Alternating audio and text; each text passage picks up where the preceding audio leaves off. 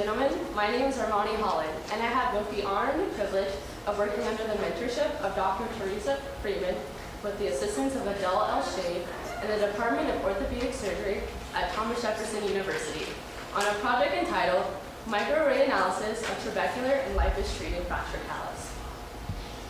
Before I delve into the specifics of ultrasound-treated fracture callus, I'd like to start off with some background information. Bones are hard tissue making up the skeleton of vertebrates and humans. It supplies structural support for the body, stores nutrients, and provides protection for internal organs. There are two types of tissue that make up the bone, such as cortical and trabecular bone tissue. Cortical bone tissue is the dense, strong exterior of the bone, while trabecular bone tissue is the less dense interior of the bone. Trabecular bone has a larger surface area than cortical, it is extremely pervious, and has red bone marrow responsible for blood cell production. There are many different types of fractures, such as stable, open or compound, known as a simple fracture, transverse and oblique, known as an open fracture, and comminuted. A stable fracture is when the ends of the bone that are broken are lined up but barely out of place. An open or compound bone fracture is when the bone may have pierced the skin or it's detectable in an injury. Bones have different ways of fracturing, such as in transverse fracturing, where the bone has a diagonal fracture line, and an oblique where it has an angled fracture pattern. Comminuted is the only fracture that doesn't have a specific place or pattern of fracturing, which tends to have 3 or more places of fracturing than the others. The causes of bone fracture are trauma, which is from a great impact from an object, osteoporosis, which is a disease that weakens the bone, which causes it more likely to break, and overuse, from repeated motion. The symptoms of bone fracture are swelling and tenderness, bruising, and deformity.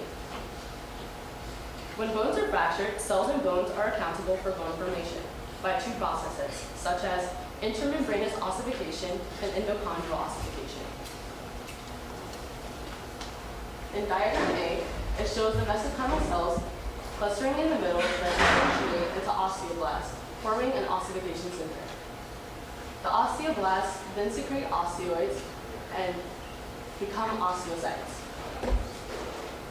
As depicted in diagram C, embryonic blood vessels form trabeculae, and illustrated in diagram D, bone polyp from compact bone are formed and red marrow is present. The first step of endochondral ossification is the enlarging of chondrocytes, which then die as major calcifies.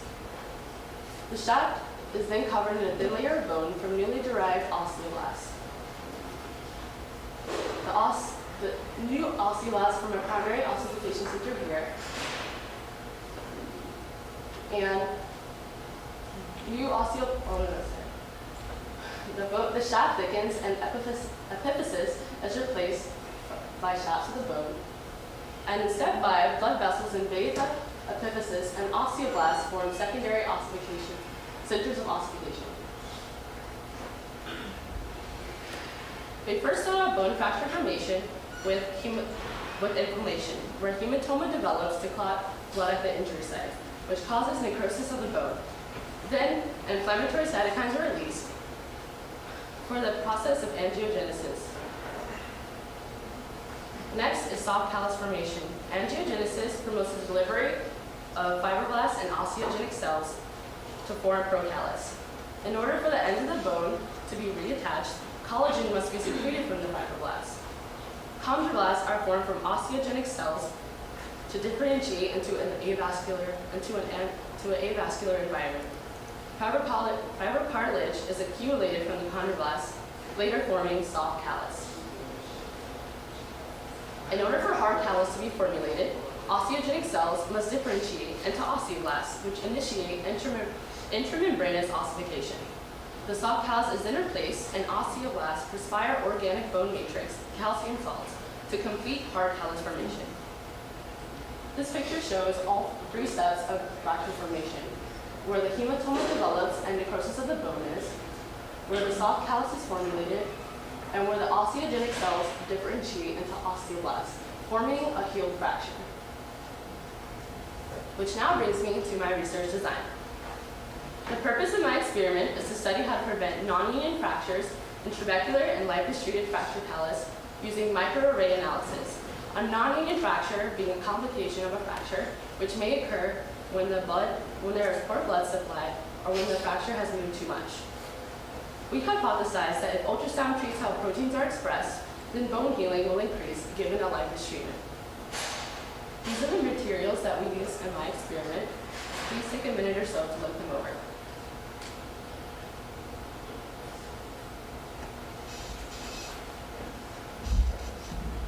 We started off my methodology with bilateral femur intramedullary fixation. Second was lipus treatment. Next was microarray analysis. After was immunohistochemistry. And finally, analysis. Bilateral femur intramedullary fixation compares the effects of external femoral fixation with intramedullary stabilization using minimal anesthesia. Bilateral high-energy femoral fractures and hypovolemic shock were both produced using a pneumatic actuator. The control group was then separated from the experiment using Bonarens and Einhorn fracture protocol. Next, we did lipus treatment, also known as low-intensity pulse ultrasound treatment, which acts as a stimulator that accelerates fracture healing of non-unions.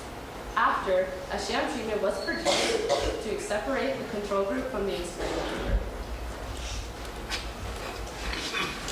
Next is microarray analysis, which uses the DAB method to detect and analyze proteins.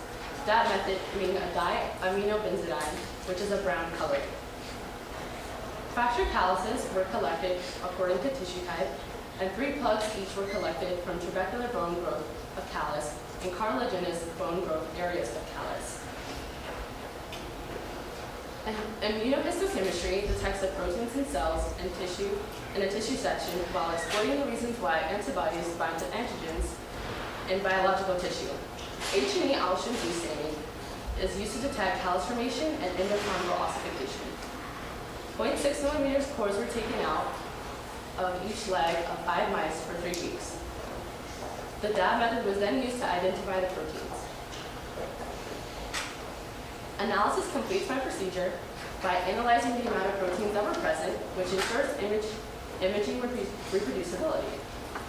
Each slide was then stained on a protein, which reduced the probability of error. An expression profile was then developed to focus on standard error measurement and density, which now takes me to my results. The sham treatment, which is the bone that did not receive any ultrasound, had a higher density in weeks 1 and week 2 than it did in week 3 on a protein called IHH, which is Indian hedgehog homology, which is involved in the chondrocyte differentiation and the maturing of endochondral ossification. HMGB1 had a higher density of the sham treatment in all 3 weeks. HMGB1 being high mobility group box 1. Once the macrophages are accumulated, the monocytes secrete HMGB1 for cytokines to act as a mediator for inflammation. Which now takes me to my discussion. If ultrasound treats how proteins are expressed, then bone healing will increase during a lipus treatment. This hypothesis cannot be proven nor refuted currently in my experiment due to an incomplete procedure of trabecular bone analysis, which usually takes up to a year, where cartilage analysis was finished that were shown in the 2 previous charts on my results section. So my hypothesis is currently pending. The significance of my experiment was to study how the bone grows with lipus treatment and how fast it goes. In this picture, it shows dead cells that are more clustered together in the brown areas, while this picture shows bone formation where the cells enlarge and space out, and this picture shows actual bone that has been grown. In the future, we like to research and focus on proteins and how proteins change without treatment compared to low-intensity pulse ultrasound. These are the people I'd like to acknowledge. Please take a moment to look them over.